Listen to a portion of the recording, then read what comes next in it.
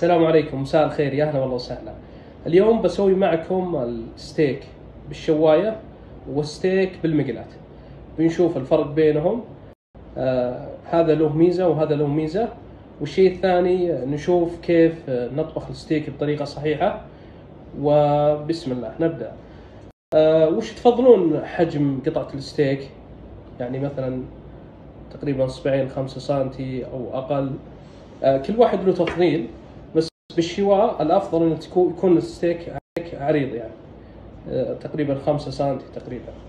يعني انا بقطع على حجم اصبعين او اقل شوي. بسم الله. بسم الله.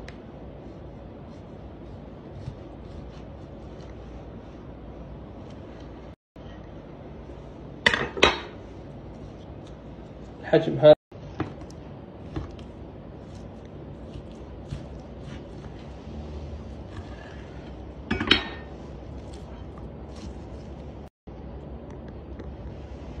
هذه الريب اي. انا من احب القطع عندي من اللحوم الريب اي. شوفوا هذه جايه القطعه الكامله فيها قطعه الشحم. هذه القطعه هذه ما راح نستخدمها اثناء الشواء، راح نقصها. بسم الله. قطعة بخليها للفيلي تشيز ستيك. راح اقطع اللحمة كذا وادخلها الفريزر.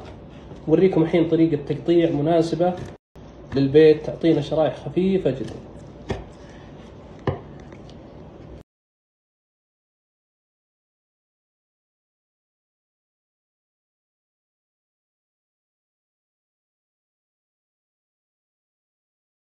الحين عندنا قطع الستيك جامدة، هذه للفيلي ستيك.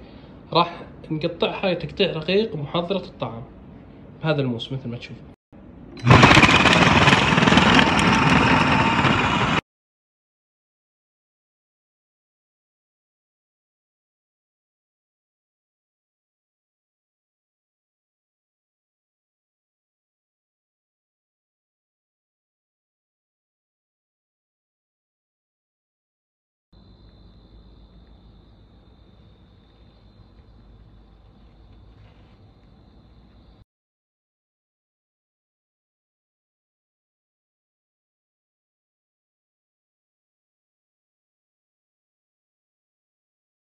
بسم الله نبدأ الشوي. أول شيء راح أسوي قطعة ريب آي مشوي، وراح نشوف كيف الطريقة الصحيحة لشواء قطعة الستيك. باختصار مهم جدا تكون الحرارة شوي عالية. الشيء الثاني نقيس درجة حرارة اللحم من الداخل. هذه الشواية فيها مقاييس حرارة مربوطة ببلوتوث وبتطبيق داخل الجهاز. الحين بصور لكم الشاشة بوريكم كيف نشوف درجة الاستواء. هذا تطبيق الشواية. نضغط هنا عندنا الحين، بوريكم الحين الحرارة. شوفوا هنا البقر، وين الريب آي. هذا الريب آي.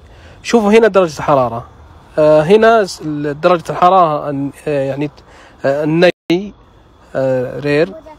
هنا الميديم مثلا، ميديم رير.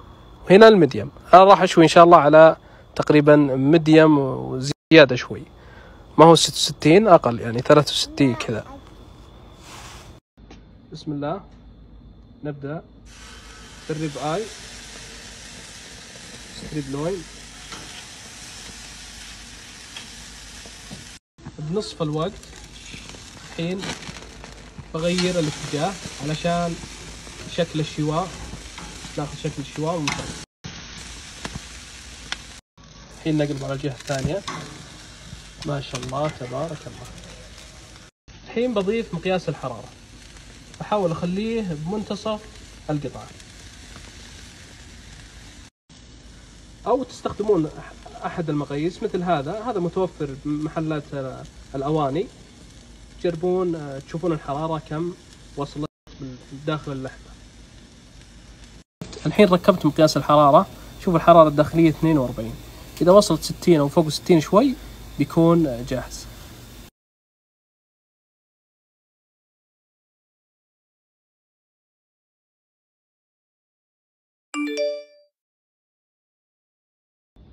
بسم الله ما شاء الله.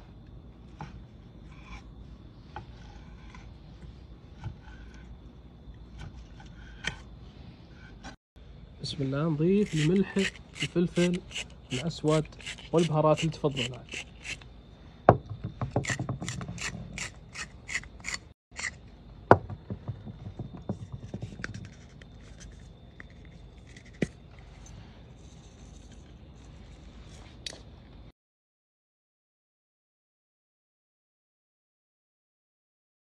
نسوي الفيلو تشيز ستيك. نضيف البصل، الفطر والفلفل. الحين الخضار نضيف اللحم.